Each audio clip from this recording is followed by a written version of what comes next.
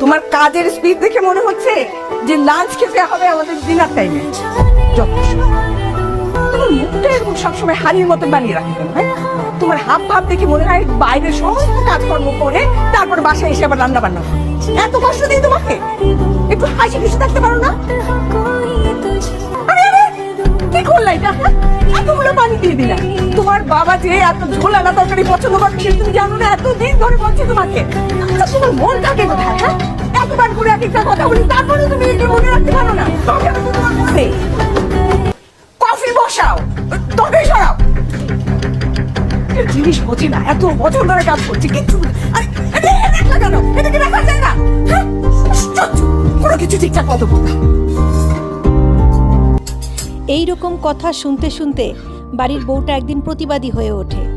তখন বাড়ির বউ হয়ে যায় খারাপ।